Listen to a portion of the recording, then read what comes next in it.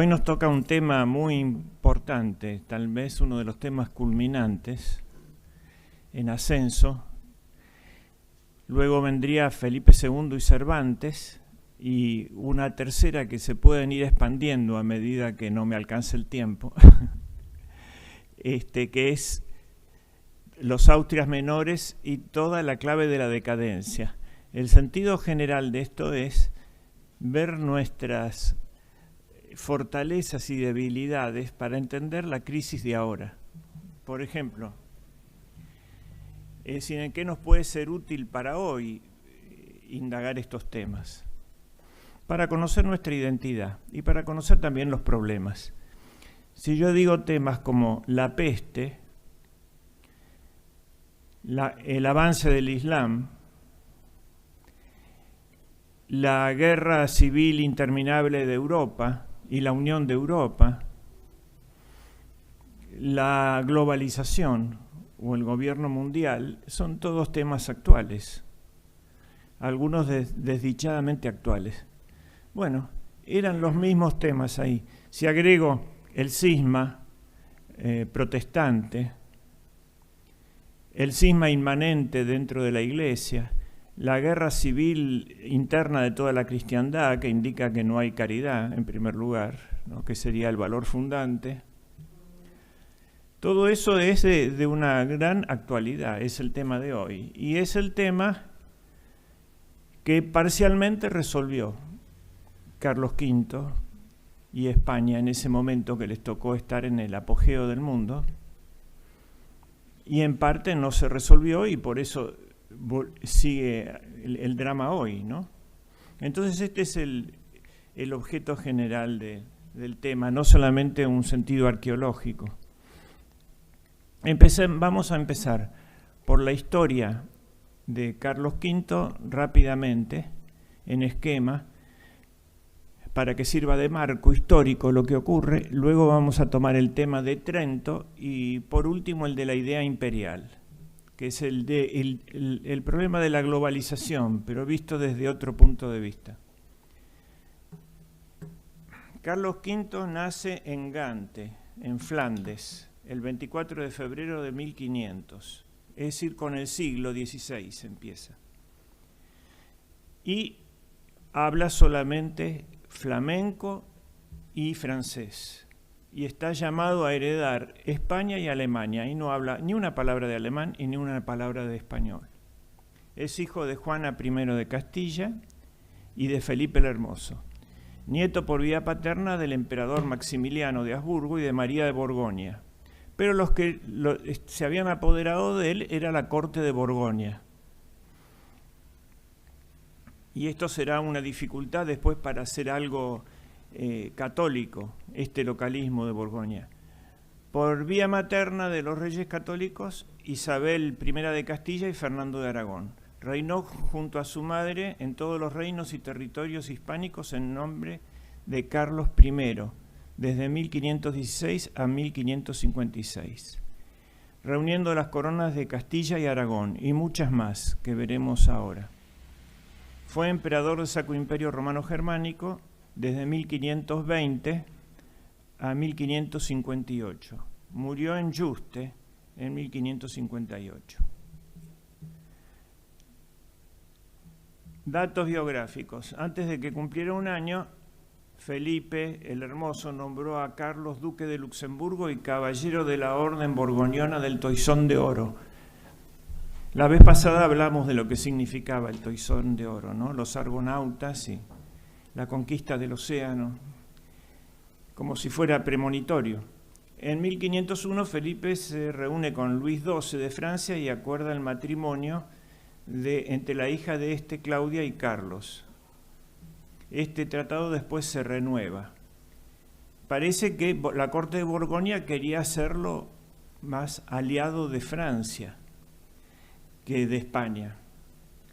Ahí empezaron a tironearlo, a descuartizarlo, cuando ya tenía muy pocos años. Fernando el Católico envió al humanista Luis Cabeza de Vaca y al doctor Mota, que sería muy importante, para que le enseñara castellano y costumbres españolas. Toda la educación del joven príncipe se desarrolló en Flandes, donde su tía Margarita de Austria ejercía de regente. En 1515 se declara la mayoría de edad. En 1515 ya había muerto hace 10 años la reina Isabel la Católica, y él se recibe de mayor de edad anticipadamente para que se empiece a hacer cargo de los reinos que tenía. En realidad la reina nominal de España fue siempre Juana la Loca durante todo el reinado de él. Él nombraba en nombre de su madre. En 1515 se declara la mayoría de edad de Carlos. Y los que mandaban en su consejo eran primero los flamencos, el señor de Chevreuse, luego los italianos piamonteses, Gattinara, que era el que tenía una idea imperial, que era el redescubrimiento del digesto por la Universidad de Bolonia, una larga tradición. Querían restaurar el imperio romano, pero más bien pagano, con un barniz cristiano encima, ¿no? Como poder mundial y en base a la conquista. Esta no era la idea de Carlos V, pero estaba en su gabinete y era la que dominaba en Italia. El mismo Dante tiene un libro sobre la monarquía. Y el tercero era el doctor Mota, que era el español, que triunfaría al fin. Doña Juana, su madre, y el mismo don Carlos, por la misma gracia, reyes de Castilla y de León, ¿no? Vamos a ver los títulos. De Aragón, de las dos Sicilias, de Jerusalén, de Navarra, de Granada, de Toledo, de Valencia, de Galicia, de Mallorca, de Sevilla, de Cerdeña, de Córdoba, de Córcega, de Murcia, de Jaén, de Algarves, de Algeciras, de Gibraltar, de las islas de Canarias, de las Indias y de las islas de tierra firme de la mar Océano. Conde de Barcelona, señor de Vizcaya, de Molina, duque de Atenas y Neopatria, de Rusillón, de Cerdeña, de Oristán, archiduque de Austria, duque de Borgoña y de Brabante, conde de Flandes y del Tirol. ¿Y qué tiene que ver Jerusalén ahí? La cruzada, que después se desvió a América, terminaba en Jerusalén y había adquirido los reyes católicos el título para justificar la reconstrucción de la fachada africana del Imperio Romano, que era cristiano sometido al Islam. Esos son los escudos de todos esos reinos. Bueno. El 22 de enero, Fernando de Aragón redacta su testamento. Fernando lo quería poner a su nieto Fernando, pero Adriano de Utrecht, que había sido preceptor del rey en algún momento de Carlos, lo convence de que lo deje a Carlos. Después, Carlos lo compensará dejándole el imperio, no Aragón, a Fernando. Lo nombra gobernador y administrador de los reinos de Castilla, León y Aragón en nombre de doña Juana. El 23 moría el rey Fernando y a partir de allí Carlos quiso tomar el título de rey, pero cada uno de esos reinos que nombré tenía que jurar y aceptarlo por las leyes dinásticas que variaban, la ley de los varones y la ley de las mujeres, ¿no? Y los españoles eran fieles a su reina loca, que era un ataque de melancolía. Bueno, loca es medio peyorativo. Un ataque melancólico por la muerte de su marido, Felipe el Hermoso. Envió una carta a Castilla en que informaba su decisión de titularse rey, él con un concepto flamenco. Y eso ya generó un lío ahí. Piensen, el príncipe de 16 años que quiere ser rey que no habla español, en Castilla, que era lo más leal que podía tener y tenía esta dificultad. En mayo se había muerto Cisneros y se había muerto Fernando. En mayo los 3 estamentos del reino de Navarra juraron fidelidad a Carlos como su rey y señor natural. En 1518 fue reconocido como rey en Sicilia, Cerdeña, Zaragoza, Castilla y Aragón. 4 años le llevó a ser reconocido. Ese era su imperio. Ven que era la cantidad de fragmentos que había y cómo se había roto la unidad del Imperio Romano en Oriente y en Occidente, luego el carolingio, entre Francia y Lotario y Alemania, y se había seguido fragmentando, de modo que Carlos era en realidad duque de Borgoña. Y en los otros le concedían un primus inter pares, pero los efectivos eran los príncipes alemanes de cada fragmento. Las Cortes le hicieron una serie de peticiones. Primero tenía que hablar castellano, tenía que censar los nombramientos de extranjeros, no querían más flamencos. La prohibición de salida de metales preciosos y caballos de Castilla. El trato más respetuoso a su madre Juana, recluida en Tordesillas. El 12 de enero de 1519 moría el emperador y que no terminaba de tomar posesión de todo lo que era España y Aragón, ¿no? Ahora hereda el imperio. El 28 de junio Carlos era elegido en Frankfurt como rey de los romanos, lo que lo convertía en el nuevo soberano del Sacro Imperio Romano Germánico. Carlos se convierte en el primer monarca en ostentar las coronas de Castilla, Aragón y Navarra. Y empiezan a estallar los problemas graves cuando quiere dar un paso en dirección de Alemania, que era todavía un problema mayor. La llegada de Carlos a Castilla supuso la llegada de un joven inexperto que desconocía las costumbres y el idioma. En poco tiempo de su permanencia, la preferencia de los intereses en Alemania sobre de Castilla generaron malestar en Castilla. El incendio de Medina del Campo se extendió el foco de rebelión comunera por Castilla, la revolución de los comuneros. Bueno, finalmente la aplasta en la batalla de Villalar gracias a la nobleza castellana. El conde de Benavente y los otros grandes nobles son finalmente leales al rey. Pero en Aragón estalla la rebelión de las Germanías. Piensen en el muchacho entrando a la corte de Aragón, ¿no? Donde le ponen en claro que en Aragón, ¿no?, el hombre que se llama justicia es más que el hombre que se llama rey. Eso para empezar, el justicia mayor de Aragón. Y que en España somos tanto como vos, y todos juntos más que vos. Y que por lo tanto ahí no gobierna él, que le van a dar a Germain de Foix la corona.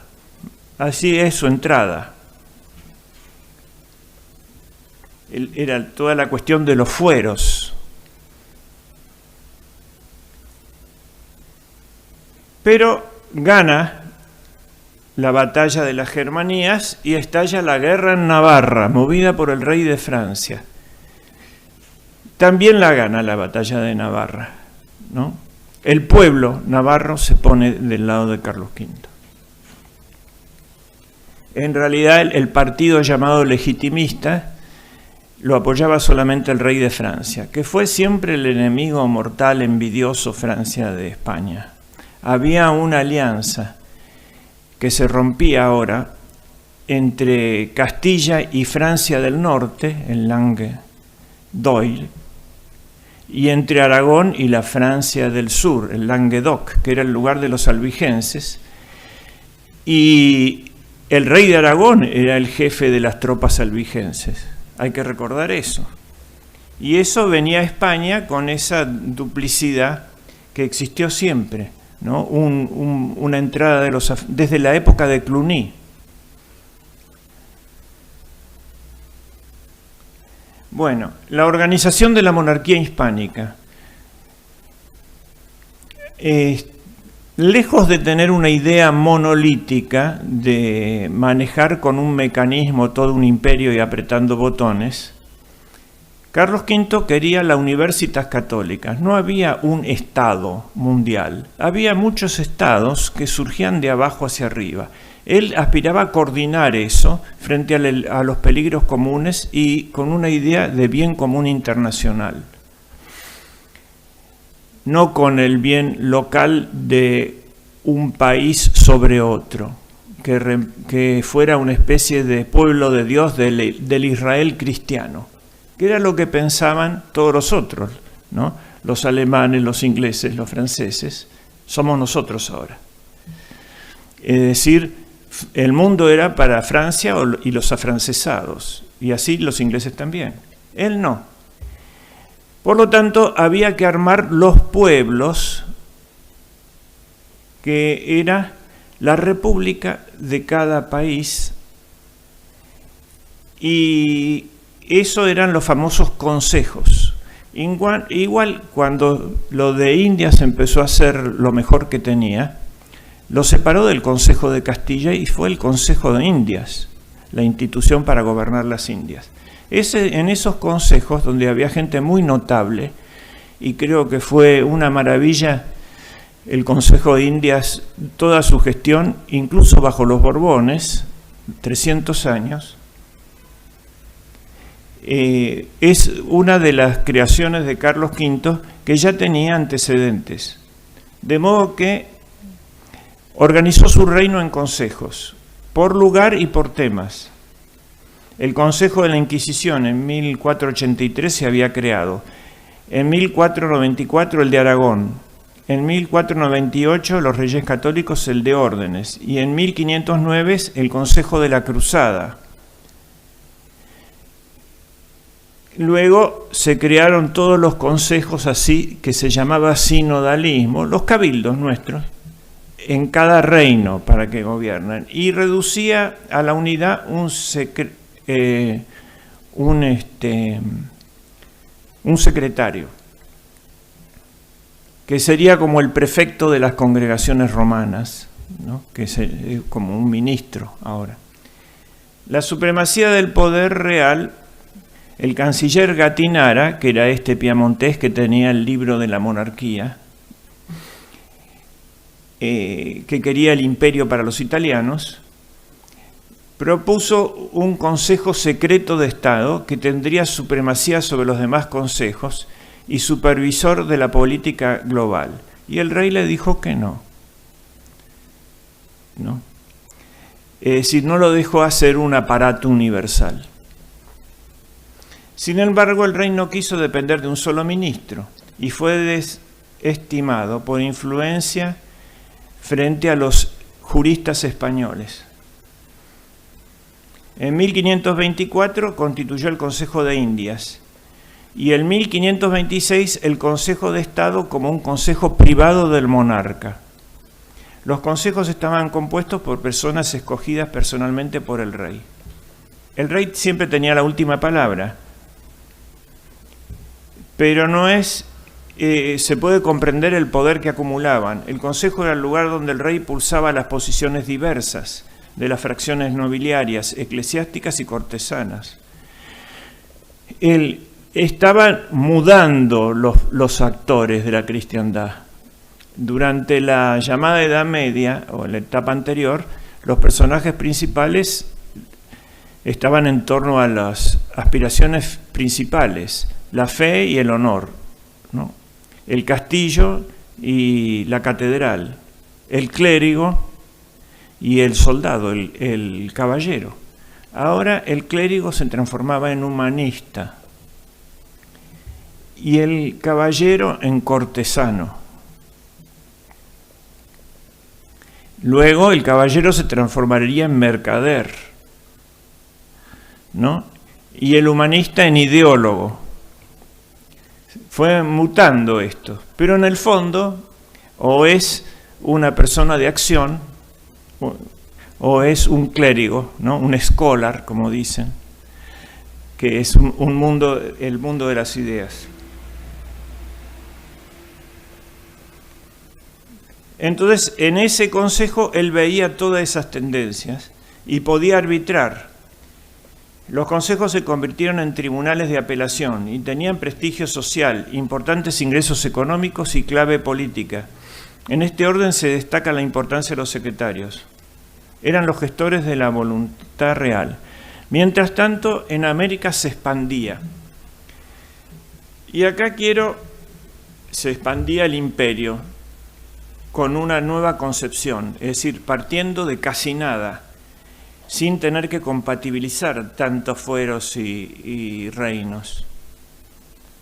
En base a los principios cristianos, más verdaderos que en el resto de Europa, y en base al derecho natural, que era el derecho de gentes, al orden natural, al orden de la naturaleza. Yo la vez pasada dejé muchos temas sin tocar, pero quería mencionar como la influencia del pensamiento clásico en América, 3 casos más, que los menciono nomás, no voy a entrar en ello. Uno, las misiones jesuíticas. ¿Qué era eso como pensamiento clásico? Era la República de Platón, establecida entre los guaraníes. Luego está el ejemplo de Vasco de Quiroga, el evangelizador de Michoacán, un general que después se hizo clérigo y fue gobernador de todos los estados que dan sobre el Pacífico.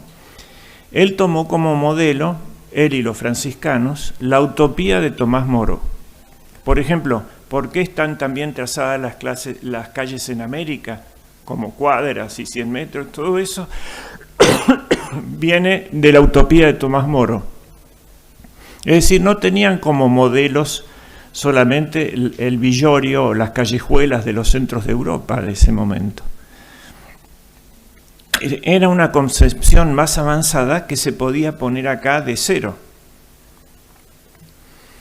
Veamos, y el tercero sería Pitágoras o la música como clave de una cultura, por ejemplo, las arpas guaraníes, ¿no?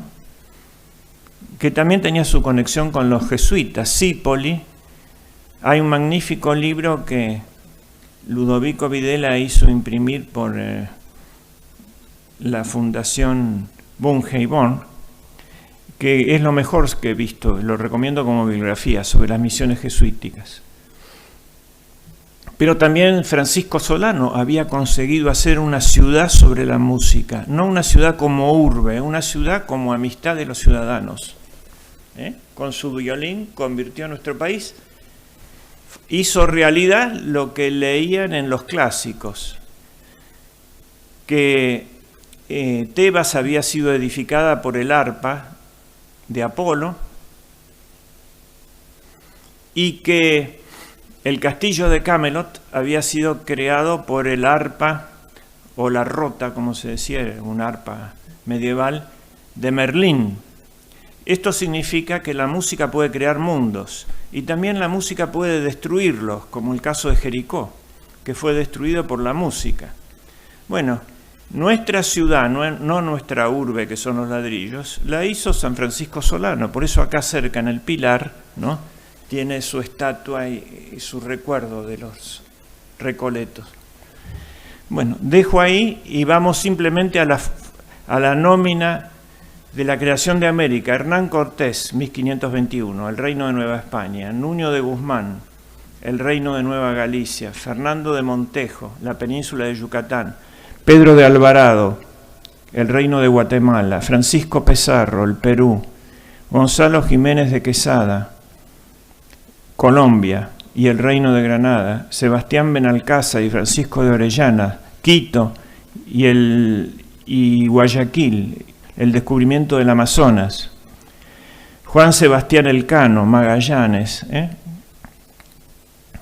Hernán Díaz de Solís, 16, se descubre el Río de la Plata. 26, lo explora Gaboto. 36, llega don Pedro de Mendoza. El emperador tiene 36 años ya. Juan de Salazar y Espinosa funda el fuerte de Asunción y después Domingo Martínez de Irala hace el acto jurídico de crear la ciudad. Seguían este esquema que era conquista, el momento político, distribución de la tierra, el momento jurídico, y apacentamiento, el momento económico. ¿No? Era una encarnación de una idea, repetían la encarnación del verbo en la realidad. Todo esto contribuyó a sentar el primer imperio global de la historia universal bajo el reinado de su sucesor Felipe II, donde no se ponía el sol. La monarquía de los Austrias fue una monarquía de empresa frente a la borbónica que vino después, que se llama una monarquía administrativa, ¿no? Alumbrado, barrido y limpieza, el virrey Bertis, faroles, empedrado, prosperidad material y llevar los impuestos rápido a España. En cambio, esto era de empresas, de emprendedores, como dicen ahora. El emperador de Sacro Imperio Romano Germánico. Tras el fallecimiento de su abuelo Maximiliano de Habsburgo, Carlos reúne en su persona los territorios procedentes de la cuádruple herencia de sus abuelos: Habsburgo, borgoñesa, aragonesa y castellana. En 1530, Carlos fue coronado como emperador por el Papa Clemente y se convirtió en aliado de la causa imperial. Lo puso a favor al Papa, que estaba en contra. Ya vamos a ver las peleas con el papado. El ideario del emperador era el ideal del humanismo de la Universitas Cristiana, la supremacía de la autoridad imperial sobre los reyes de la cristiandad, pero por subordinado él al bien común de la cristiandad, y el Papa también, según veremos en las discusiones que tuvo en Roma. Y la defensa del catolicismo. Él quería unir esos reinos frente al avance que ya se había tragado medio mundo y estaba por llegar a las puertas de Viena del Imperio Otomano. Bueno, acá puse las batallas, iremos rápido, que peleó contra los turcos en Argel, en Túnez, en Tremesén y continuamente en el Mediterráneo. Los dominios de los Habsburgo en Europa, las guerras con Francia por la espalda mientras peleaba esta guerra contra los otomanos. En 1521 Francia se apodera del milanesado y ayuda a Enrique II a recuperar el reino de Navarra. Sin embargo, el monarca francés fue derrotado. Francisco fue llevado a Madrid y firmó el Tratado de Madrid, por el cual no volvería a ocupar el milanesado. Lo traicionó Francisco I, ¿no? Pero aquí vemos la característica de Quijote, volveremos sobre este tema, ¿no? Ahí Gatinara, que quería la monarquía universal y la conquista, ocupamos Francia, perdieron la guerra, tenemos al rey preso. No, le dice, no es mi reino. Yo lucho por conservar mis reinos, no por apoderarme de los otros. No es justa la causa de apoderarse de otro reino. Este era para ir definiendo la idea imperial. Pero él lo había derrotado moralmente a Francisco I, porque teniendo tanto que perder materialmente, antes de la batalla de Pavía le ofrece resolver el tema para que no se maten los soldados en singular combate, él y el otro. La guerra, hasta ese momento, estaba acotada.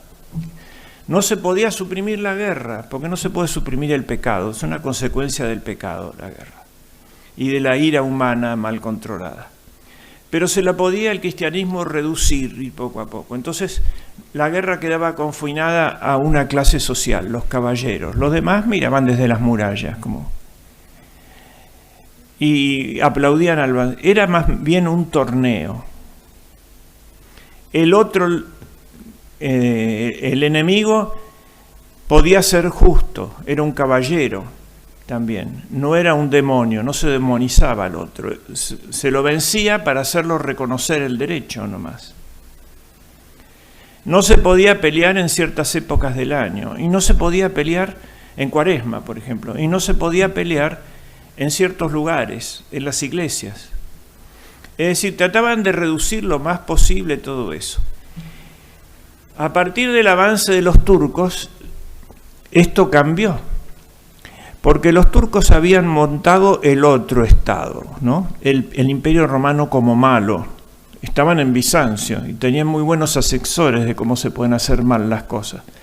Entonces ellos liberaban del IVA y del impuesto a las ganancias, diríamos hoy, a todos los que se convertían al Islam.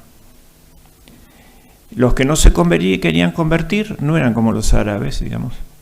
Podían quedar, pero tenían que seguir pagando lo que les había puesto su emperador cristiano antes. Ese impuesto sigue, porque esto es una cosa para musulmanes nomás.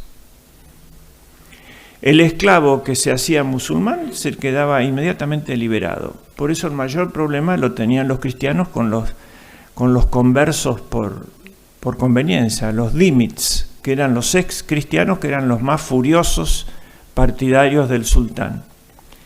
Y además el ejército, ¿cómo lo hacían? El ejército lo hacían con el tributo de sangre que tenían que pagar los cristianos. Se llevaban los chicos desde pequeños, los educaban fuera de la casa, le decían que la casa se terminó, que su primer hogar era el cuartel, y después, financiado con los impuestos de los cristianos, los largaban en inmensos ejércitos permanentes sobre la cristiandad. Mientras tanto, los cristianos iban a la guerra si la causa del rey les parecía justo, ¿no? Cuando lo echan al Cid, por ejemplo, está en un establo, durmiendo y tiene que partir al día siguiente. Cuando se despierta al día siguiente había 60 pendones y 300 caballeros. 60 pendones quiere decir 60 caballeros nobles. Y eso lo acompañan al destierro, porque su causa les parecía justa. Pero no. Cuando San Luis tiene la terrible rebelión de los albigenses, 100.000 soldados habían puesto, o gente armada, le ordena la represión de eso el niño San Luis y su madre doña Blanca de Castilla a Simón de Montfort. Sale solo. En el camino se le reúnen 1.000 caballeros y con eso ataca y destruye a los otros. Podían no ir a la convocatoria del rey, ¿no? Eso de formar una máquina, de mecanizar el poder y dejar de que sea importante la presencia del que manda frente a los que mandan, genera todo este gobierno técnico, mecánico. El pensador socialista inglés Bernard Shaw, cuando le dieron la noticia de que existía el teléfono, que había un nuevo invento que era el teléfono, dijo mal la noticia. ¿Por qué? Porque un tarado va a poder gobernar Inglaterra ahora. Sí, orden del ministro, ya está. El gobierno otra cosa es ir a decirle a la gente en la cara las cosas. Ir a decir a las cortes, les subo los impuestos. Cuando el poder estaba en esas repúblicas, ¿no? Y el dinero, no existía la máquina. Esa máquina la inventan los turcos y los cristianos tienen que aceptar parte de eso para poder competir con eso. Por ejemplo, la formación del clero en los seminarios, sacarlos de la casa y formarlos aparte, que está haciendo crisis ahora, ¿no? Y en el ejército también. De 1526 a 1529 las tropas imperiales asaltan Roma, obligando a Clemente VII, aliado de Francisco, a refugiarse en Sant'Angelo. En 1535 y 1538 se produce la invasión francesa al ducado de Saboya, con la intención de continuar hasta Milán. Acaba con la firma de la tregua de Niza. En 1542 a 1544 concluye debido a la guerra con Francia. Bien, acá está. ¿Cuál es el mundo que heredaron los reyes católicos? Dionisio Peri Egeta, quiere decir Peri alrededor del mundo, ¿no? Hizo un mapa del mundo en el siglo II. Este era más o menos el mundo conocido. Este es el que dejó Carlos V. Es el mapa de Sebastián Gamoto, bastante parecido al de ahora. Él le dio la unidad física e histórica a la humanidad. Fijémonos, por ejemplo, en la parte del norte de Canadá no está. Cabot tenía que hacer eso. El rey de Inglaterra, al señor Sebastián Cabot, veneciano, pero al servicio del rey de Inglaterra, le había encargado que busque un camino al Pacífico por el norte. y no pudo pasar al Pacífico por el norte. Entonces el rey se peleó con el rey inglés y lo tomó inmediatamente Carlos V y vino acá en el año 26 y hizo su mapa, pero era un veneciano o inglés, no se sabe muy bien, discuten eso, ¿no? Y terminó haciendo este mapa para Carlos V. La aparición del protestantismo. Bueno, conocemos la historia, ¿no es cierto? El monje Martín Lutero fue declarado proscripto. Carlos V se dedicó a salvaguardar la unidad de la fe cristiana contra el embate de los musulmanes. Siempre que hubo un avance de algún enemigo de la cristiandad, estalló un problema simultáneo interno, siempre. Los famosos cismas, por ejemplo, los bárbaros y los arrianos, adentro y afuera. Por ejemplo, los albigenses adentro y el avance del Islam. El mismo San Luis tuvo que pelear cruzadas en el norte de África. En ese momento el Islam árabe. Luego el avance del Islam turco y el protestantismo. Le estallaba en retaguardia un problema simultáneo y muy similar en doctrina. Porque ¿qué era lo que le molestaba a los musulmanes? Le molestaba los sacramentos. No creen mucho en la oración, pero no en los sacramentos. Le molestaban las imágenes. Y contra todo eso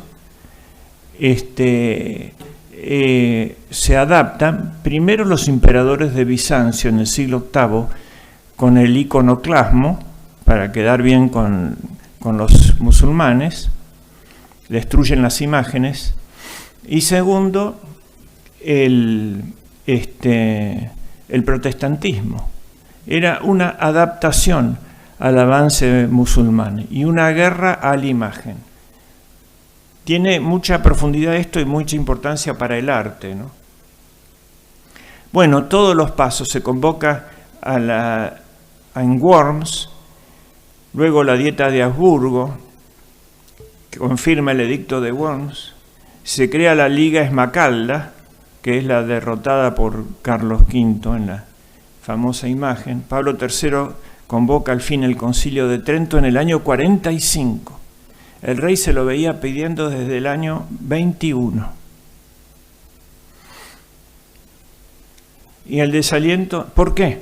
¿Por qué no querían un concilio? Porque tenían miedo del problema de los abusos. Entonces tenía miedo que el concilio juzgue la corrupción romana. No, esto no es contra Lutero, es contra nosotros.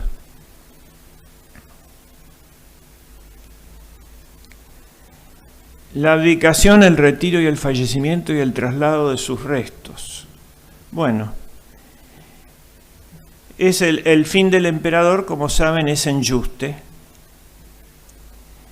en un monasterio en España. Ahora vamos a hablar del Concilio de Trento, asegurando, y después dejamos la idea imperial. El Concilio de Trento tuvo 25 sesiones, entre 1545 y 1563, muy discontinuo e interrumpido. ¿Por qué? Por todo lo de la agenda de ahora, la Agenda 2030, la peste, la guerra, el cisma. Sus temas eran la reforma protestante, la definición de la doctrina frente a esa reforma en temas capitales para la humanidad, como por ejemplo la predestinación y el libre albedrío, ¿no? La justificación por la fe y las obras, la unión frente al enemigo común, frente a los problemas globales, disciplinar a sus miembros y la unión de la cristiandad. ¿Cuáles fueron sus resultados de importancia histórica? La definición doctrinaria de la Sagrada Escritura, la tradición y los sacramentos, el celibato, prohibiendo el casamiento de los sacerdotes, la afirmación de para que no se haga una casta como en la India, de brahmanes. Ya estaban los príncipes alemanes que se sublevaban, no eran caballeros feudales, eran obispos, condes obispos y duques obispos. el famoso príncipe arzobispo de Salzburgo que lo torturaba a Mozart, bueno, ese era un obispo. Y era el príncipe, el señor temporal. 4 eran obispos, 3 eran. El mismo príncipe de Prusia era el jefe de una orden religiosa, la orden teutónica. Era un religioso, similar a la orden de Calatrava o de Santiago en España. La fundación de los seminarios, la delimitación de los campos de aplicación de los teólogos y en especial las prácticas rechazadas por los protestantes, la presencia real de Cristo en la Eucaristía, la justificación por la fe y por las obras, la conservación de los 7 sacramentos, las indulgencias, la veneración a la Virgen y a los santos. Desde 1518 los protestantes alemanes reclamaban la convocatoria de un concilio. Carlos V deseaba cerrar la brecha entre católicos y reformistas frente a la amenaza turca. En la Dieta de Worms se intentaron zanjar las disputas sin éxito. Martín Lutero acusó a Roma de tiranía y el emperador se comprometió por escrito a defender la fe católica, incluso con las armas. Los príncipes alemanes, reunidos en la ciudad de Esmacalda, cambiaron de estrategia y también se opusieron. Ahora no querían el concilio. No sea que los discipline a ellos también, que ponga pobreza, castidad y obediencia. No, eso era lo que no querían. Impedimentos de Enrique VIII de Inglaterra y Francisco I de Francia también saboteaban el concilio. Todo eso hizo que se demore. A favor que existía la prerreforma de los reyes católicos en España. Ya en España se habían hecho antes los reyes católicos la reforma de lo que había que hacer.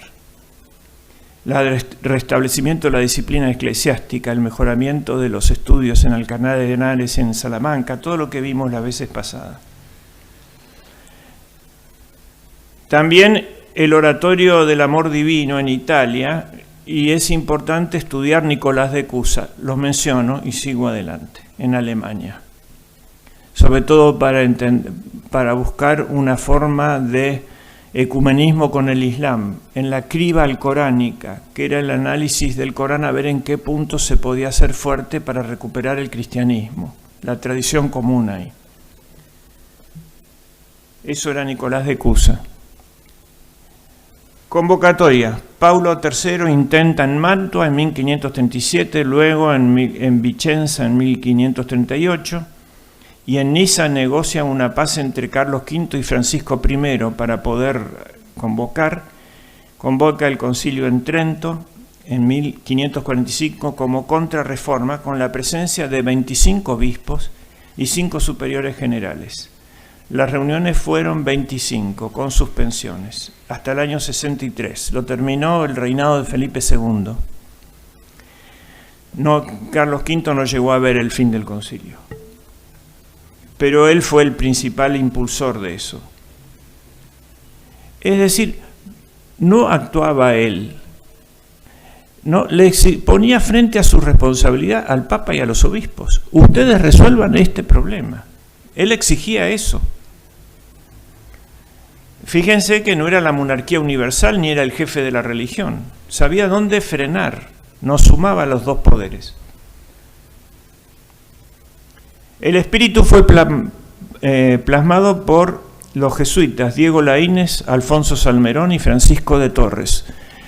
Siempre dije que junto al gran rey había siempre un gran jefe de la cultura, que en Recaredo había sido San Isidoro de Sevilla y de San Fernando había sido su propio hijo, Alfonso el Sabio, de la reina católica había sido Cisneros. Bueno, Carlos V y Felipe II fueron los jesuitas, toda una compañía,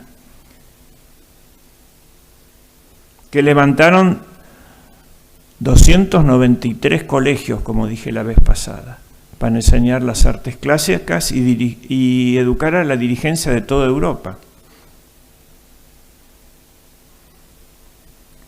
Y los dominicos, Domingo de Soto, que era el sucesor de Victoria, Reginaldo Pol, Melchor Cano, que lo insultó a Diego Laínez, el jesuita, en pleno concilio, se pelearon, ¿no? Castamente dicen las actas, pero trascendió lo que se decía en realidad.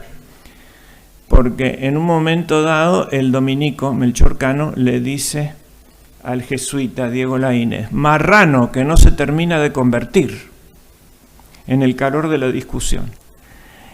Y Laínez le contestó, dice, ahí está la censura, lo mandó al lugar donde mandan los españoles cuando están enojados. Puso así se puso en el acta del concilio. Bueno. Principales resoluciones. Los obispos deben presentar capacidad. Fíjense, la idoneidad, principio de la Constitución argentina más violado. Y condiciones éticas intachables. No podrían acumular beneficios y debían residir en su diócesis. Eso impedía que fueran titulares de varias diócesis sin estar en ninguna y cobrando los ingresos. Los seminarios especializados para la formación y el celibato clerical. La existencia mediadora de la Iglesia para lograr la salvación del hombre y la jerarquía eclesiástica. La obligación de los párrocos de predicar los domingos. Fíjense, los párrocos tienen que predicar y dar catequesis. ¡Qué innovación! ¿A qué estaban dedicados entonces? A tener barraganas, como muestra el archiprieste de Ita. La validez de los 7 sacramentos y la necesidad de unión entre la fe y las obras. Con eso no iban a hacer frente a los turcos. Con ese estado de salud moral de la cristiandad. Ni ahora tampoco. Se opuso la tesis de la predestinación de Calvino. Con respecto al pecado original, dice que no destruye la naturaleza humana, como decía Lutero, que el hombre es bueno, pero tiene una inclinación al mal. Por eso es necesario la gracia en primer lugar, y la formación y las obras. Los santos y la misa fueron reivindicados. Se creó el catecismo del Concilio de Trento, que era el resumen de toda la doctrina de la Iglesia. Se instauró la Inquisición. Se creó el índice de los libros prohibidos.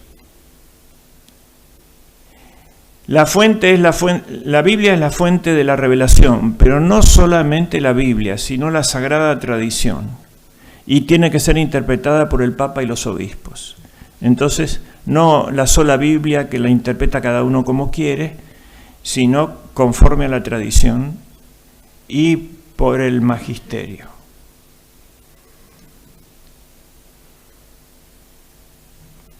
Bueno, sería muy interesante hablar de revelación y tradición, pero se entiende bastante eso, así que no me voy a explayar. Hubo 3 periodos, el de Paulo III, del 45 al 46, que empezó rezando el credo niceno constantinopolitano, la aceptación de la tradición apostólica y las Sagradas Escrituras, el decreto por el pecado original, la justificación de la fe junto a las obras, es necesario obras, está en el Sermón de la Montaña, ¿no? Seremos juzgados por nuestras obras, no por nuestras ideas. Se supone que las obras son el fruto de las ideas, el resultado. La parábola de los talentos, por ejemplo. Los sacramentos, los asuntos legales del clero. Y se suspende el concilio por la peste. Se reabre el concilio en el año 51 y sale el decreto de la Eucaristía, la penitencia y la extremaunción, ¿no? Y se suspende. Muere el emperador, entonces no puede continuar hasta que se reabre en el 62. No porque fuera indispensable, sino porque dejaba de impulsarlo y de exigir hacerlos trabajar.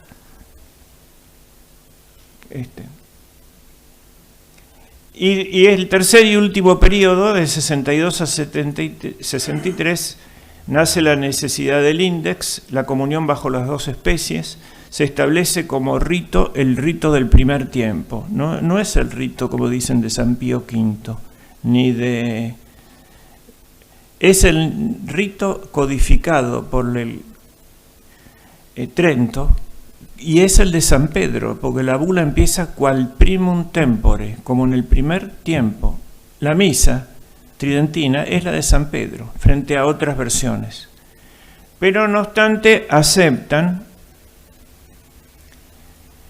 la misa de otros lugares que tenían tradición apostólica. Por ejemplo, la misa mozárabe de San Isidoro.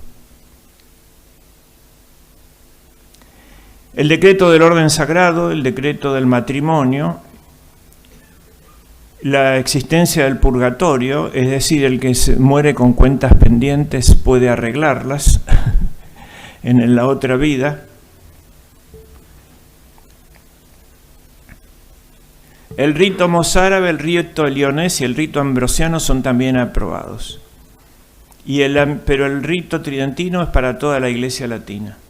Además estaban, por supuesto, los griegos y los arameos de las iglesias de Oriente.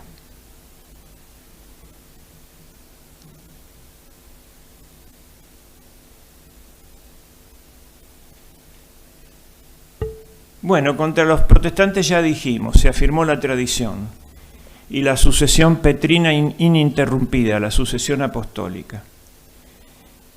Las prácticas y dogmas de la Eucaristía, la justificación por la fe y por las obras, la conservación de los 7 sacramentos, las indulgencias y la veneración a la Virgen María. Se exigió y se tomó las medidas para un clero más moral y más instruido.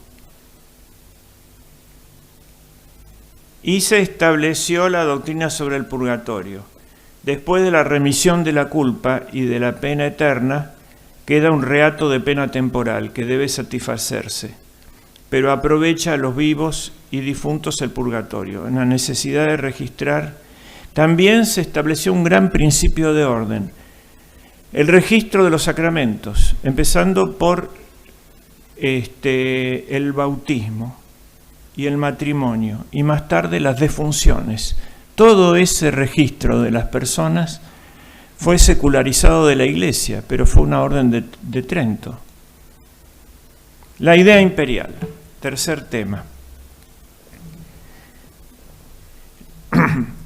Hay una discusión que resuelve la bibliografía, es el libro de Menéndez Pidal, que tiene toda esa discusión. Yo voy a decir el resumen nomás, que se llama La idea imperial de Carlos V. La discusión es entre estos dos términos. Creen los investigadores modernos, como Brandi y Rosón y otros que cita ahí, que la idea imperial de Carlos V era la de Gattinara, su presidente del Consejo piamontés italiano, que era la monarquía universal y la conquista del mundo. Eso es. El emperador como autoridad universal. Y Menéndez Pidal sostiene que era otra, que era la de los juristas españoles, y lo expone en base a 5 documentos surgidos del rey, Carlos V.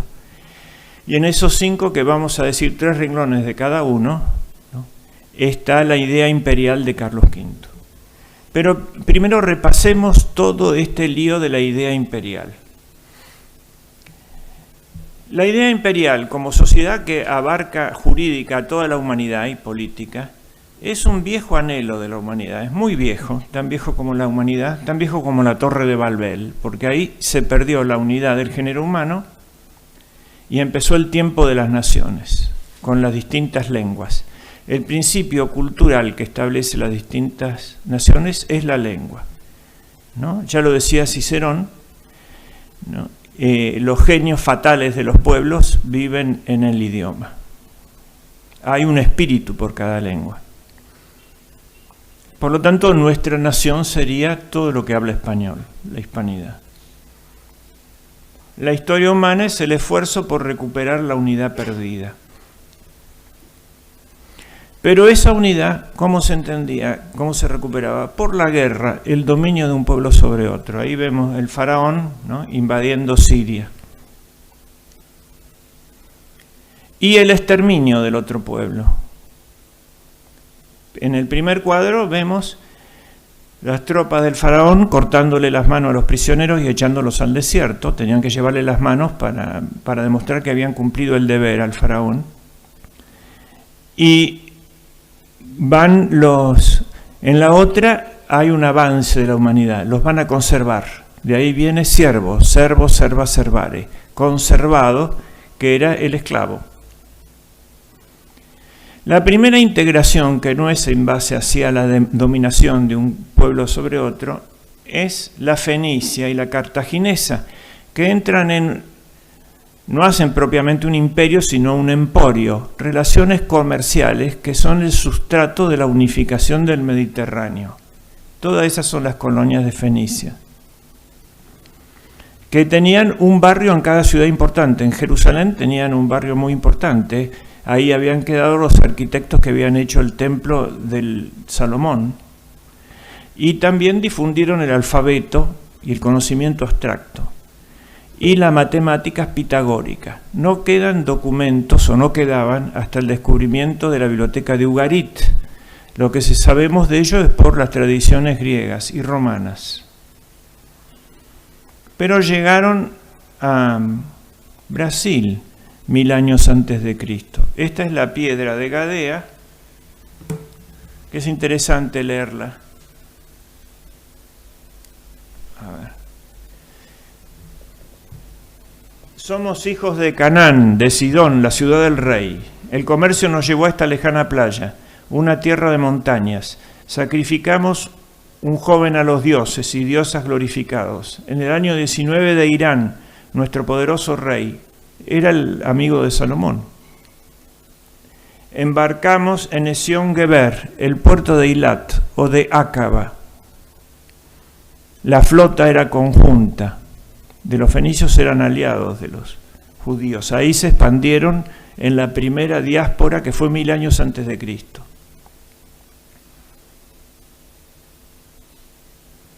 Viajamos en 10 navíos. Permanecimos en el mar durante 2 años, alrededor de la tierra perteneciente a Ham, África. Pero fuimos separados por una tempestad y nos apartamos con nuestros compañeros, y así arribamos aquí con 12 hombres y 3 mujeres, en una nueva playa, que yo, el almirante, controlo, que puedan los gloriosos dioses y diosas interceder en nuestro favor. Queda como un documento esto. Pero en general hablamos de la costa fenicia y luego de Cartago, y nunca hablamos de Cádiz, ¿no?, que fue la que sobrevivió y se integró a España, y de donde salían las flotas que iban a Inglaterra a traer el estaño más cobre, bronce, la era de bronce, y que iban al Báltico a traer el ámbar, y que iban al Golfo de Guinea a traer el oro. Todo eso quedó olvidado. Ahora vemos la ideología de la quinta monarquía. La profecía de Daniel, esta es la ideología que dominaba Europa. Esta era la que no era de Carlos V, ni la cristiana. Se basa en la Biblia, en una mala interpretación de la Biblia. El sueño del profeta Daniel sueña que había una estatua, Nabucodonosor sueña que había una estatua que tenía la cabeza de oro, el pecho y los brazos de plata, la cintura de bronce y las piernas de hierro y los pies de hierro y barro, y que luego venía una piedra y la derribaba, y esa piedra se transformaba en una montaña. La piedra está ahí al lado de los pies y dominaba el mundo. Entonces la interpretación siempre fue que la cabeza de oro era el imperio babilónico y el persa, porque era todo el mismo. Los persas gobernaban desde Babilonia y otras ciudades, pero la principal era Babilonia, donde muere Alejandro Magno. Y la Cancillería persa no usaba el farsi, usaba el arameo, era la lengua oficial de todo Medio Oriente. Como los romanos en Oriente usaban el griego de la Koiné. Luego viene el imperio de Alejandro, que se extiende, los dos brazos. Después viene el imperio romano, que no llega hasta la India como el de Alejandro, el de bronce. Luego vienen las naciones de Europa y la división en dos, ¿no? Oriente y Occidente. Y por último, el destino manifiesto, que muchos creen que lo tienen, y la idea global, hierro y barro. Bueno, en esa época, aquí todas las naciones de Europa se entienden de que ellos son la quinta monarquía universal, es decir, la piedra que derriba todo y domina el mundo, transformándose en una montaña. Que eso fuese tomado, la piedra, la interpretación católica, es que es Jesucristo, que llega al fin de los tiempos, y ahí se produce, por un hecho del Mesías, la unidad del género humano, no por la política, ni por la tecnología, ni por la economía. Bueno, ahí está Babilonia, la puerta de Istar, el imperio persa. El imperio griego significó un avance respecto de los fenicios, porque se va a integrar el mundo en forma cultural también. La Biblioteca de Alejandría, todas las ciencias particulares, nuestra universidad habla en griego.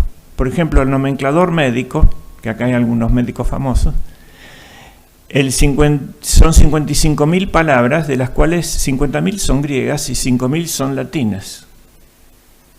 La ciencia nace en Grecia. Y aquí está la recuperación del mundo griego, es obra del Renacimiento, porque la Edad Media latina solamente conoció lo romano, no conoció lo griego por epítomes, muy pocos, ¿no? Como decíamos el otro día, en un anterior.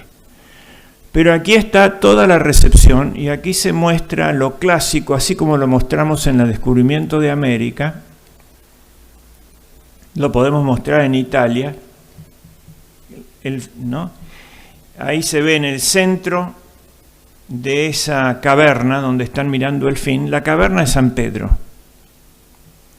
que es la caverna de Platón, donde estaba el hombre atado y veía el fin de la caverna, donde había sombras de la luz que venía de atrás, no podía ver la luz. Entonces la ironía de Rafael es decirnos a nosotros que somos las sombras, estamos al fondo de la caverna, nos están mirando ellos. Bueno. En el centro están Platón y Aristóteles. El platonismo, no, la idea, la dialéctica como ciencia máxima, y Aristóteles dice no, las ideas nuestras son un medio de llegar a la realidad, y con la mano le dice bajemos, ¿no? La idea está dentro de las cosas, y es el órgano que nos lleva a la cosa, no es una ciencia teorética. La ciencia teorética es ver la realidad. Y están, por ejemplo, cerca, Heráclito es Miguel Ángel, por supuesto que Platón es Leonardo, y Aristóteles es Bramante, está Alejandro Magno, también en la columna, al final solo, debajo de la estatua de Atenea, está Protágoras, porque fue excomulgado por los griegos, echado porque había dicho que el hombre era la medida de todas las cosas, fue el primer antropocéntrico, jefe de los sofistas. Y así está Ptolomeo, todo eso, pero recuperado por el magnífico Renacimiento. No hay Renacimiento donde no hubo catolicismo. En algunos lugares fue con ruptura, ¿no? Y en otros sin ruptura. En algunos lugares lo pusieron en el centro a Protágoras. El imperio de Alejandro, cómo se fragmentó. Y acá una cosa muy importante, que no se menciona. El pacto entre la gnosis, la reina Cleopatra, y el ebionismo, Herodes el Grande, que tuvieron un hijo. No vamos a decir hoy cómo siguió esa historia. pero vamos a decir qué significa. Ella también había tenido un hijo con César, que debía heredar el mundo. Ella le explica el plan de dominio mundial, con eso lo enamora a Julio César y después a Marco Antonio. Había que trasladar la capital al centro del mundo, que era Alejandría, entre Oriente y Occidente. Y había que adorar al emperador como un dios, como era ella, una faraona, una diosa viviente, Isis, la encarnación de Isis. La filosofía profunda, son dos nomás, derivaciones, dos grandes bloques. Uno, Platón, la idea, el predominio de la idea. El otro, Aristóteles, la materia.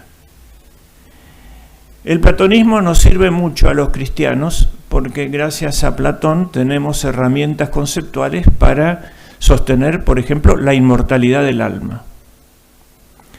Pero estos desprecian la materia, los gnósticos. El hombre es una chispa divina que cayó en la tierra y la muerte es una liberación. Entonces, la resurrección sería malo, porque es volver a decaer en un cuerpo, en materia, volver que el espíritu quede apresado en la materia. Entonces, ¿qué hay que hacer? No aceptar, por ejemplo, del cristianismo la resurrección. El cristianismo dice que la materia es buena y que Cristo viene a recuperarla al resucitar. Y para eso nos sirve Aristóteles. Pero Aristóteles, librado a sí mismo, da un materialismo craso, al fin. Y Platón, librado a sí mismo, da a la supremacía de la idea contra la realidad. Y él es el padre de ese ideologismo. Los judíos tenían una interpretación del Mesías carnal. Querían un Alejandro Magno o un Julio César que domine el mundo para ellos, y ellos serán el pueblo elegido, cosa que va a ser después toda Europa en el Renacimiento. Van a tener esa tentación del dominio mundial del pueblo elegido para gobernar la tierra. Y Cristo los defrauda porque no viene con esa idea. Mi reino es sobre este mundo, pero no es de este mundo, no procede de este mundo. Es una dimensión superior que debe integrarse con este mundo. Mientras tanto, hay pues el evionismo o el anhelo judío de dominio del mundo. ¿Quién lo realiza? Los árabes en el Islam. Ellos son la nación santa, rodeada de muchos pueblos afganos, negros, turcos, etc. Y están en el medio de eso, ¿no? Haciendo un reino de Dios en la tierra. Y también fue una tentación romana. Cuando se convierte Constantino, ¿no? El obispo de la corte, que es ni más ni menos que el padre de la historia eclesiástica, Eusebio de Cesarea, aplica el Padre Nuestro al revés. En lugar de ser así en la tierra como en el cielo, dice el cielo es como es la tierra. Hay un solo emperador en el mundo, un solo Dios en el cielo y terminamos. Ya terminó la era de las naciones, todas están dentro del Imperio Romano y esto es el reino de Dios sobre la tierra. No. Eso da lugar al arrianismo.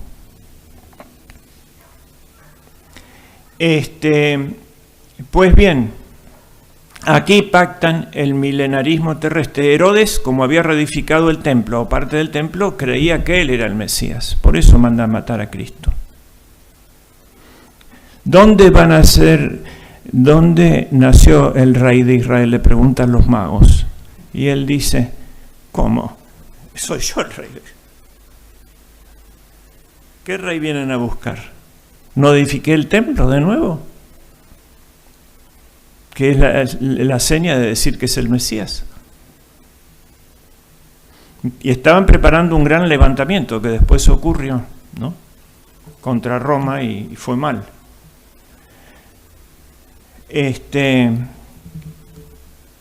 Y la reina Cleopatra era la gnosis, el asalto al cielo, ¿no? pero por el conocimiento, por la idea. Nosotros fundamos la realidad, creamos la historia. La idea es más importante que la realidad.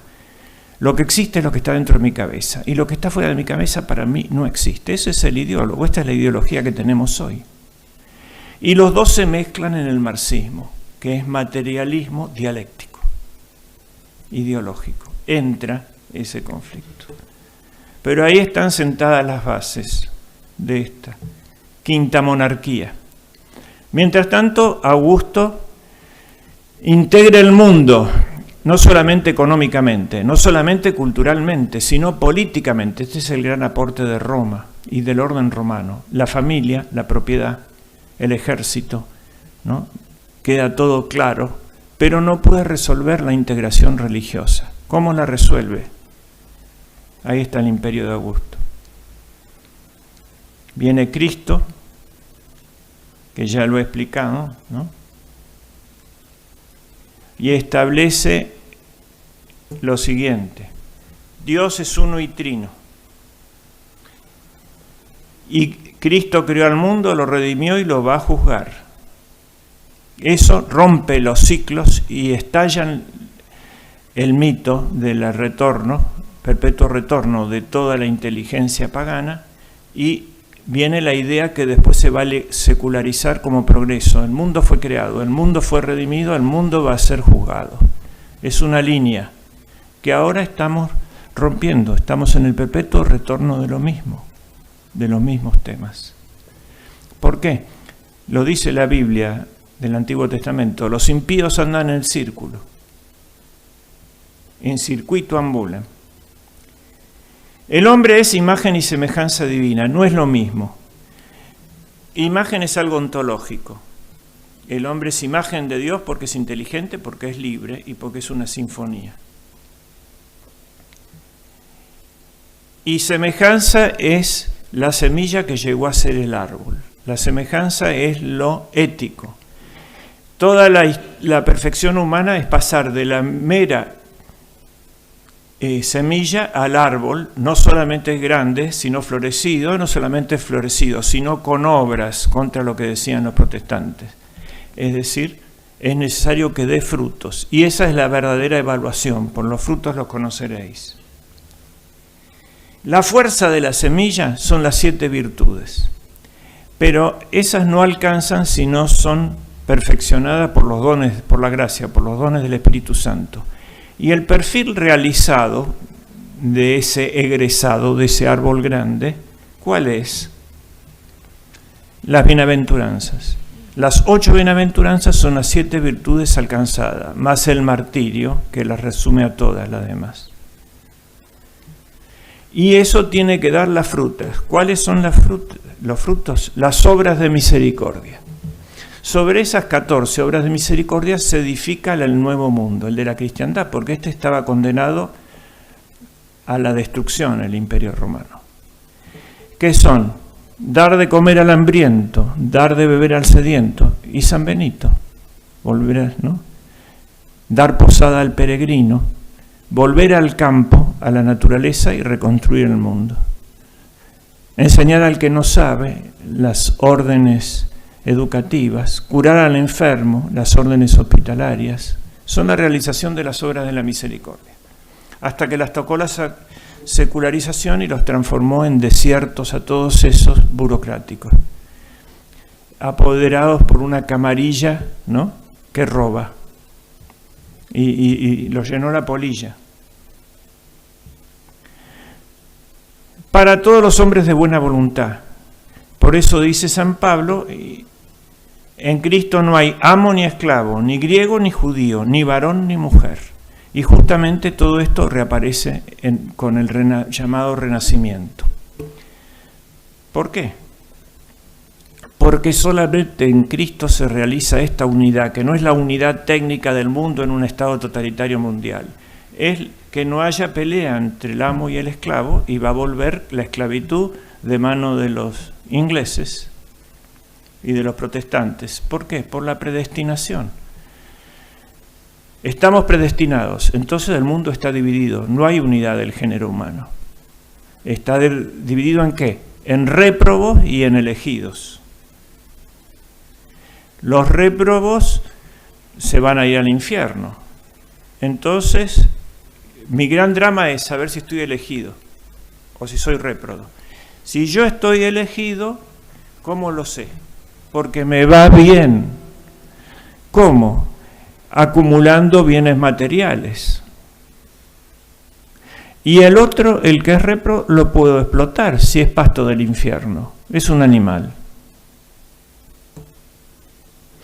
Ahí viene lo de subdesarrollados. Ahí viene el peor insulto, que no es como en nosotros, hijo de P, sino que es loser, perdedor. ¿No? Tiene que divorciarse de él porque es un perdedor, es un maldito. ¿A dónde vas a ir con ese perdedor? Entonces ahí viene la división del género humano y vuelve a haber amo y esclavo, que son las luchas de clases.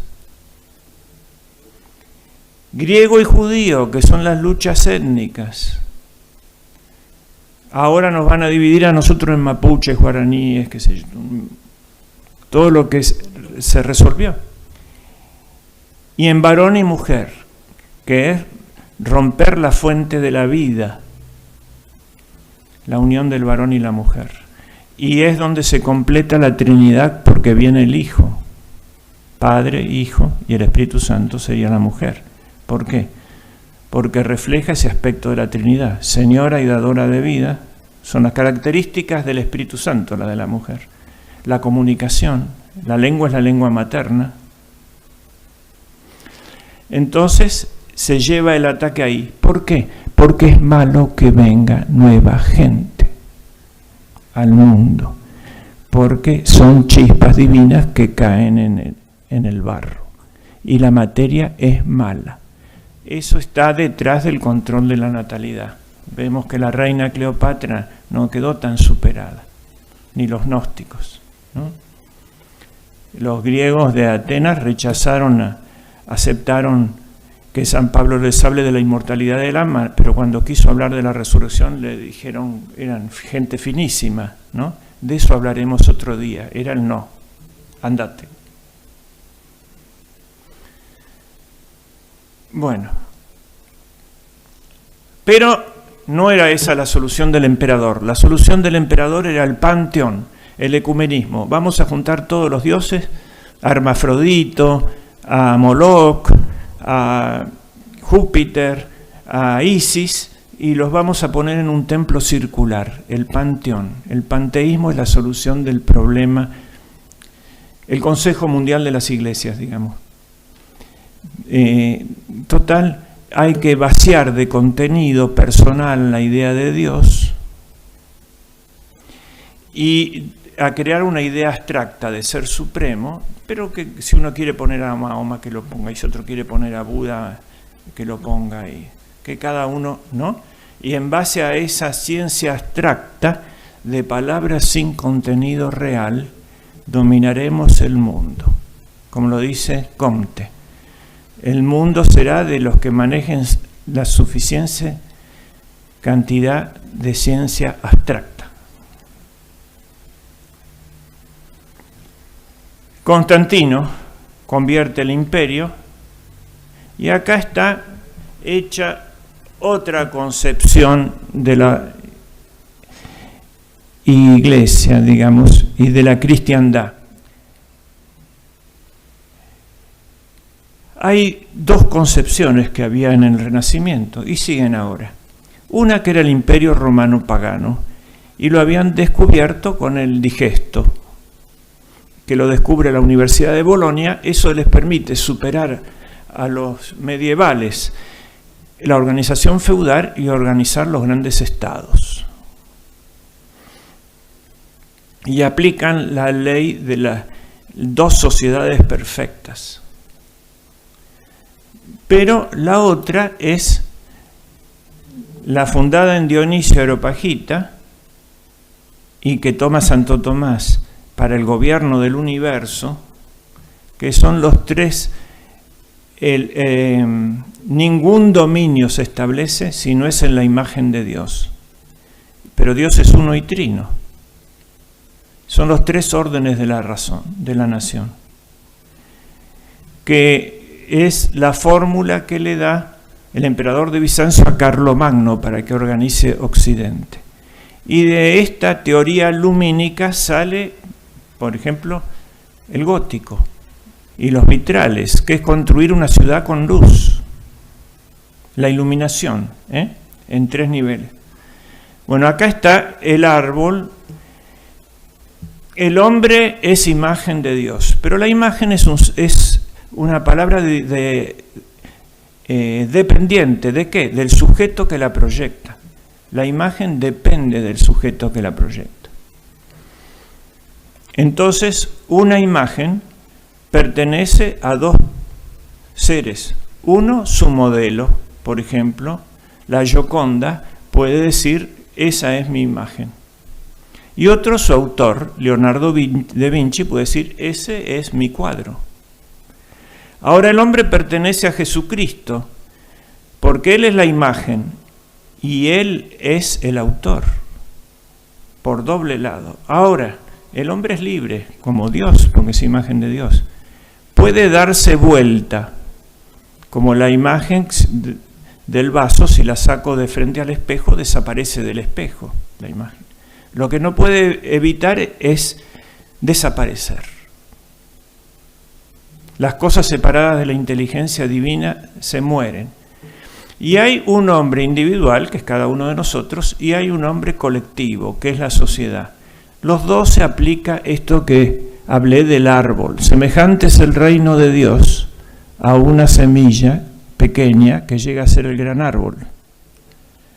Entonces, la triple dimensión de la sociedad, fundada en la imagen de Dios uno y trino, era arriba los bienes espirituales, que eran el aire y la luz, y la captaban las hojas, que era la jerarquía eclesiástica, y el estamento eclesiástico. En el medio está el tronco, que le da al árbol la dirección en torno a la luz, la justicia legal, ¿no? Establecida por los gobernantes. Y abajo están las raíces, es el pueblo, el tercer estado, que toma los bienes materiales, el hierro, el agua, la tierra, y los manda a todo el árbol, así como la luz, transformada por la fotosíntesis, vuelta a vida, va hasta la última raíz. Este era el árbol de la cristiandad. Este era el modelo, no el digesto. Y este era el modelo de Carlos V. La idea imperial la explica en 5 momentos. Voy a decir 3 renglones, pero tengo que ser serio y citar los documentos. ¿De dónde saca usted esto que nos dice? El primero es en las Cortes de La Coruña. Él tiene 20 años, es nombrado emperador o designado. El Papa no lo quiere nombrar, no lo quiere coronar y no estaba completado el trámite si no lo corona. Francisco I y Enrique y los ingleses se oponen. Los príncipes alemanes no lo obedecen porque era un primus inter pares y ni le iban a pagar que vaya. Y él le había llevado 4 años ser reconocido con todas esas guerras, la Germanía, los comuneros, etcétera, por España, ¿no? Que era una realidad múltiple, no unitaria. Entonces va a La Coruña y ahí habla, su primer discurso imperial lo da Mota, aquel que había enviado Fernando el Católico y que era el tercero en el Consejo del Reino. Primero era Chevrier, el flamenco. Segundo era Gatinara, el canciller, al cual le adjudican la ley, que era el digesto. Y tercero era el doctor Mota. El doctor Mota habla en nombre del rey, que ya hablaba algo de español, pero no muy bien. Y la oratoria era muy importante, recuerden, en ese momento. Entonces él dice lo siguiente. Carlos V, rey de España, ha sido propuesto para emperador, ¿no?, del Sacro Imperio Romano Germánico. La idea imperial es vieja en la humanidad y España siempre contribuyó a ella, se ordenó a esa unión, ¿no?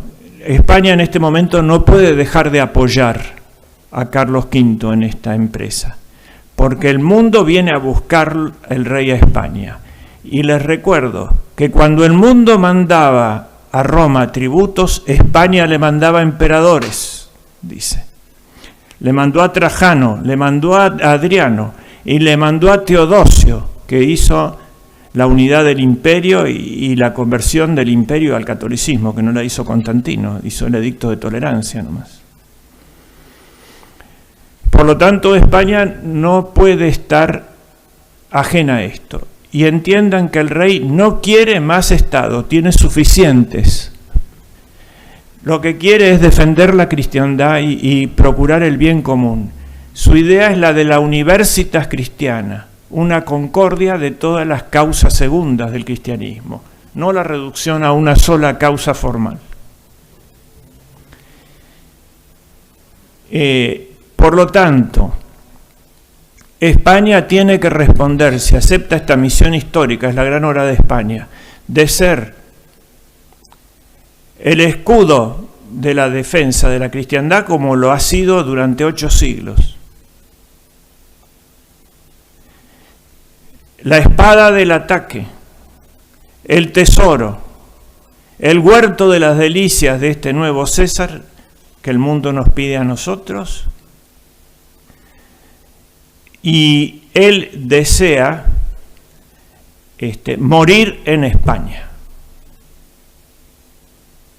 ¿no? Porque este es su reino. Si acepta esta misión imperial, de soportar esto, que no está enderezada a la grandeza de la España misma, sino a la cristiandad, al bien común.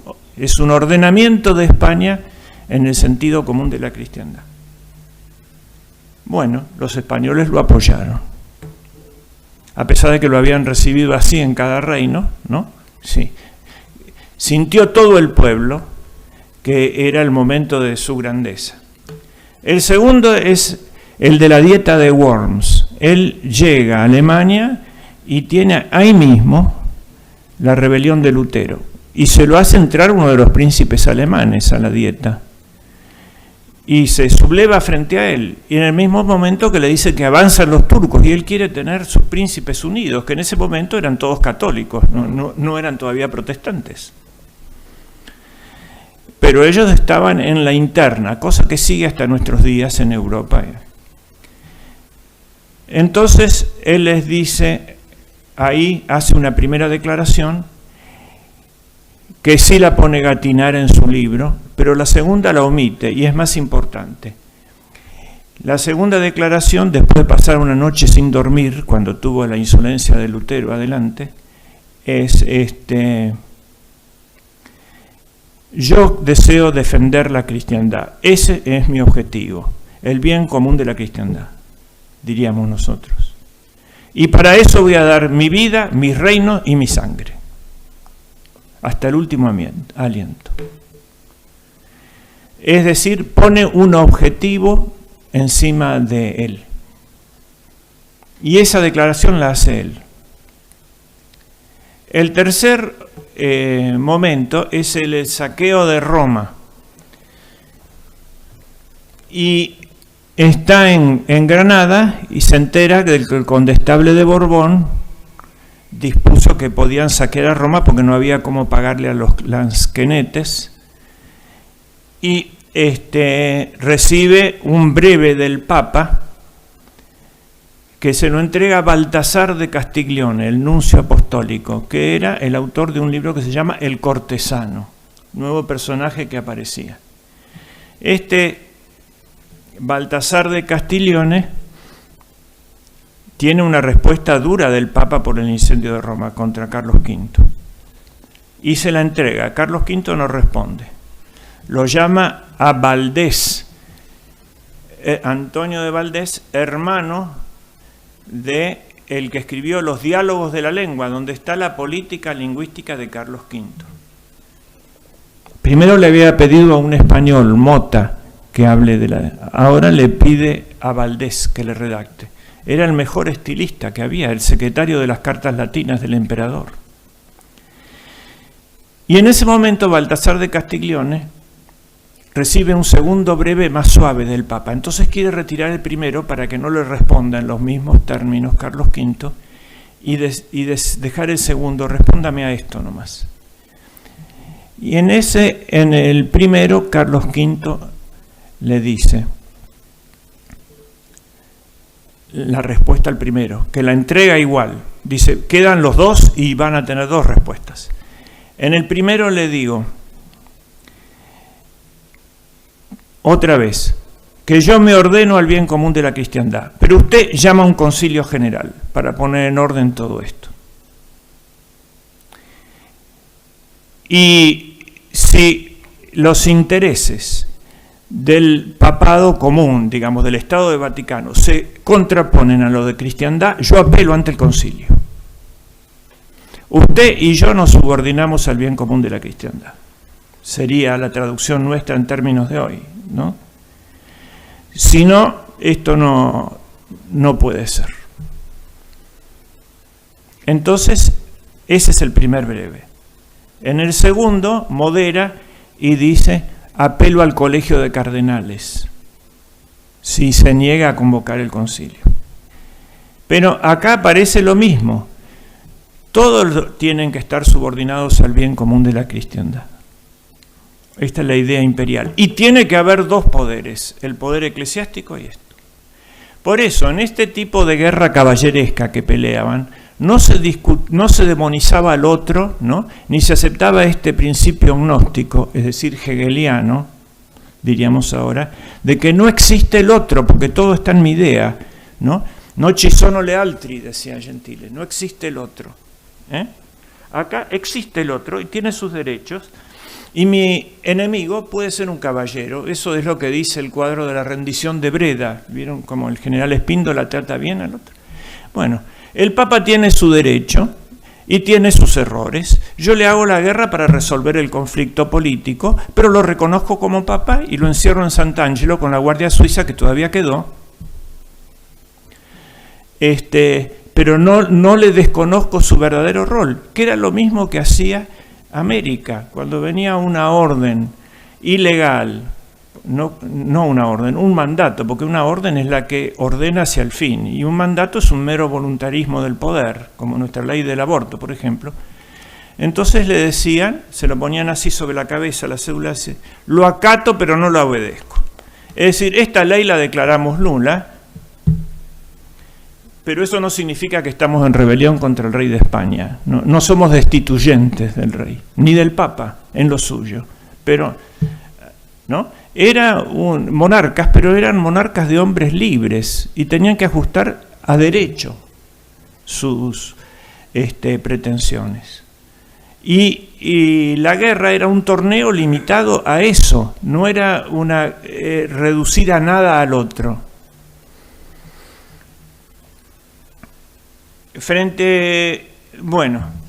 Después vino el famoso discurso de Madrid de 1528, y en ese discurso, voy a resumir, lo escribe Fray Antonio de Guevara. Él estaba acusado de pretender la monarquía universal, es decir, como dicen los psicólogos de ahora, los otros reyes de Europa proyectaban su verdadero deseo, el dominio del mundo. Entonces, él decía que no. Y dice que esto que decimos siempre, ¿no? Dos poderes, pero el papado ordenado al bien común de la cristiandad, pero respetado en su ámbito, ¿no es cierto? La cristiandad no como un monolito, sino como una federación de repúblicas cristianas coordinadas por el emperador para su defensa y para su armonía. Los reyes como servidores, esto está en el documento, es el testamento de Isabel. No son los reyes, los pueblos para los reyes, sino los reyes para los pueblos. Mandar es servir, ¿no? Es un acto de servicio ser rey, etc. Para los que no son cristianos, la fórmula es el derecho internacional, que es lo que estaba creando sus universidades. Es la propuesta del derecho de gentes basado en la naturaleza. Esta era más o menos la idea imperial. Pues bien, el quinto momento, ¿y dónde está esto expresado?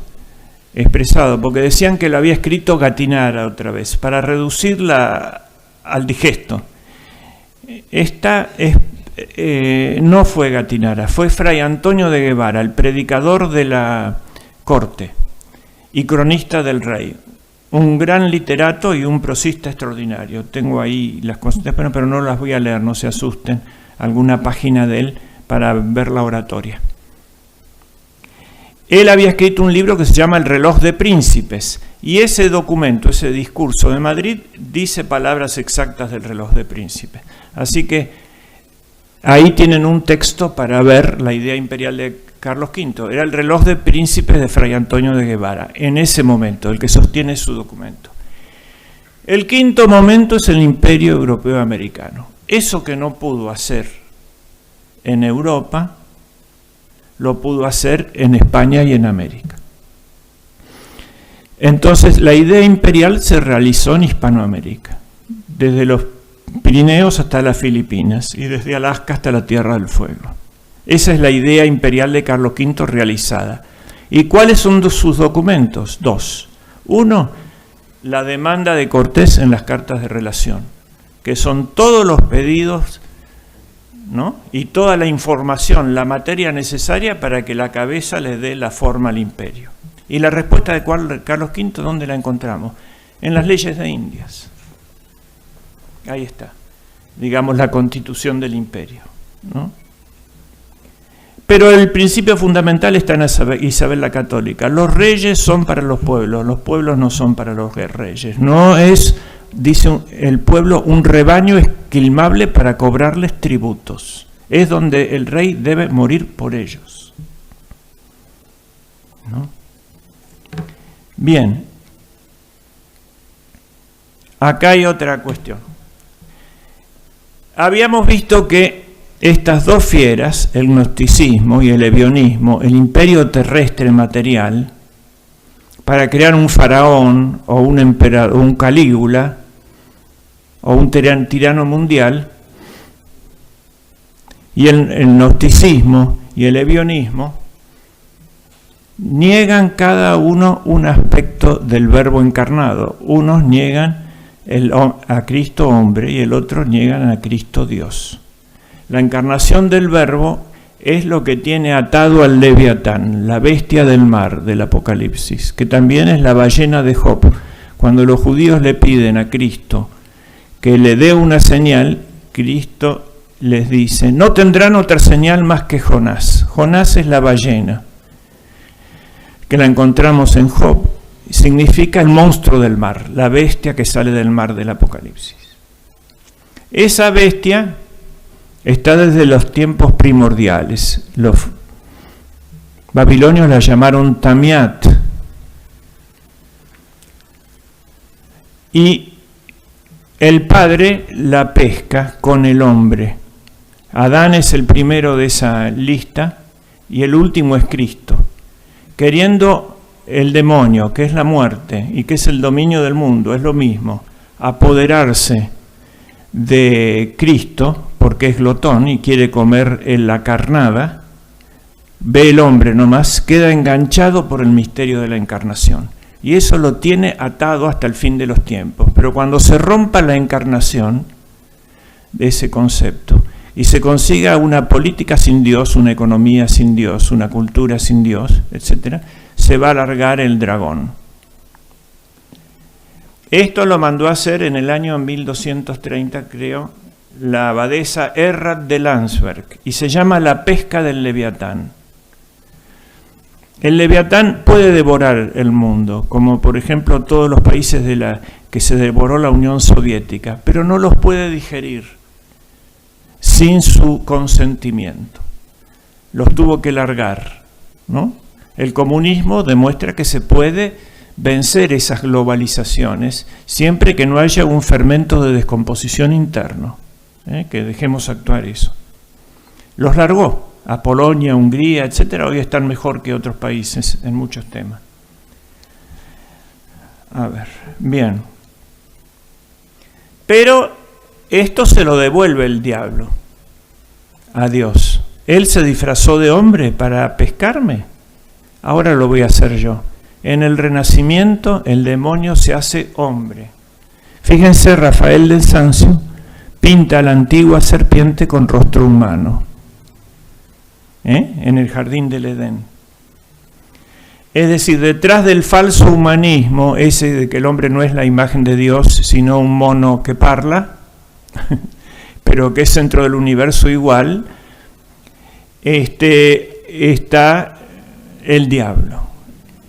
Y como la imagen colectiva es similar a la imagen personal, ahí está el imperio británico pensado como Leviatán, lo llama Leviatán, y tiene forma humana de rey de Inglaterra, que asume los dos poderes, el que no tomó Carlos V, el que frenó frente a las puertas de Sant'Angelo. En una mano tiene la espada, que es el poder temporal. El otro es el báculo, porque el rey de Inglaterra es el jefe de la religión. Debajo de la espada está el castillo, la corona, los cañones y el Congreso. Y debajo del báculo están la catedral, la tiara, las excomuniones y el concilio. Todo eso está en una sola mano. Non est potestas super terram comparetur ei. Dicen que no hay constitución escrita en Inglaterra, es esta. Ahora vamos a ver los imperios ebionistas. El imperio islámico. El imperio francés. Todos los que acusaban a España. Abajo el británico. El imperio ruso. Siempre la religión se transforma en un tótem tribal y los católicos también pueden hacer de la religión una ideología, si hacen una ideología de poder, que así empezaron, eran católicos antes de ser esto. Pero mezclar ortodoxia y Rusia, todos tienen anhelos imperiales, pero no tienen lenguaje imperial universal. El imperio soviético, que había tomado 5 naciones en Hispanoamérica. El imperio norteamericano, el destino manifiesto. Bueno,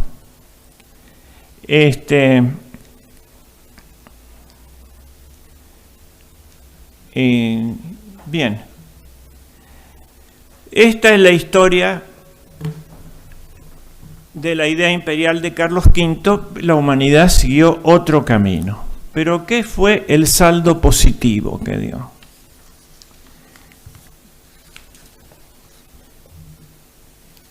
Última página.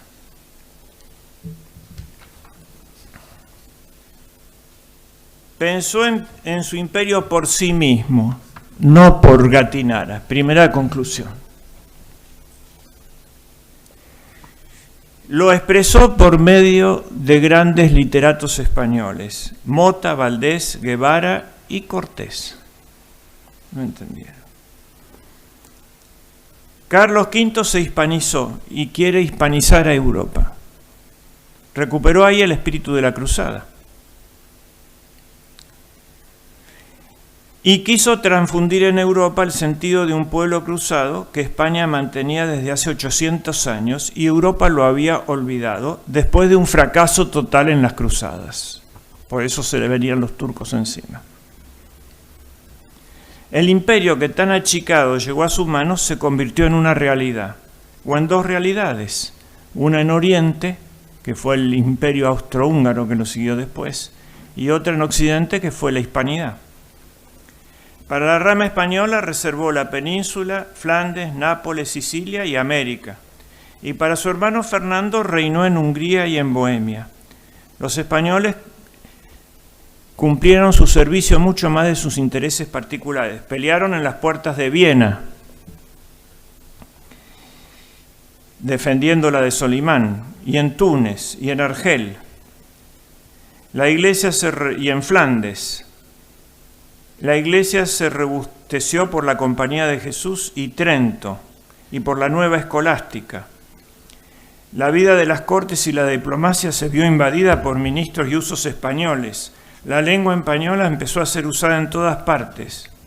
Así el emperador, que a los 18 años no hablaba una sola palabra de español, a los 36 proclamaba que la lengua española era la común de la cristiandad y la lengua oficial de la diplomacia. Dato esencial para juzgar la idea imperial de Carlos V. El español se difundió también como lengua literaria. Su abuelo, Fernando el Católico, había presidido la aparición de la Cilistina y el Amadís de Gaula. Ahora Carlos ve las obras de Guevara o el Lazarillo, no solamente esas obras individuales, sino todo un pueblo genial, como en el Romancero o en las novelas de caballería. Pero esa idea tuvo muy corta vida. Vio la ruina de su ideal, pero quedaron algo formidable. En Oriente quedó un imperio austrohúngaro que era mucho más real que todos esos pedazos, ¿no? Pero a Alemania le salió otro polo, Prusia, ¿no? La nación germánica no tiene un centro como París o como Madrid o como Roma en Italia. Tiene dos en las puntas, dos polos, Viena y Berlín. Que eso es raro, pero es así, que queden las capitales en la periferia de una fragmentación. La reforma abrazada por los príncipes alemanes hizo imposible el pensamiento ecuménico. Cesó la relación entre el imperio y el papado, se cortó la relación. Y el papado se transformó en rehén de los italianos. El último papa no italiano fue Adriano de Utrecht, el tutor de Carlos V. ¿No? Era concebir la catolicidad desde una parcialidad. Recién Juan Pablo II recupera esta dimensión universal, católica. Es decir, su afán del imperio como dominio lleva a la fragmentación. Porque mandar es servir y el rey tiene que sacrificarse. Él y su misión. La grave cuestión surgió cuando Carlos V le dio el imperio de Oriente, el germánico, a Fernando, su hermano. Pablo VI no quiso reconocerlo. Entonces Fernando le dijo, pues no es necesario. Así que Carlos V fue el último emperador coronado por un papa, desde Carlomagno, ¿no? Que había sido el primero, hasta Carlos V. Ahí hubo otra fragmentación. La grave cuestión surgió, el imperio no fue en adelante más una idea universal. El imperio fue una herramienta del poder local. Por eso el título de emperador lo pueden llevar varios a la vez. Por ejemplo, emperador de los franceses, Napoleón. Emperador germánico, ¿no? Dos emperadores tenían, el Kaiser y el de Viena. Emperador de Brasil. Ya hacen la idea católica es superior a una etnia y a un territorio. Es una raza, ¿no? Como el Día de la Raza, pero es una raza espiritual, no una raza carnal. Ebionismo, imperio material terrestre, materialista. Bueno, entonces esto es un poco la idea imperial de Carlos V y continuaremos la próxima vez con la realización que hizo en América Felipe II, ¿no? Muchas gracias.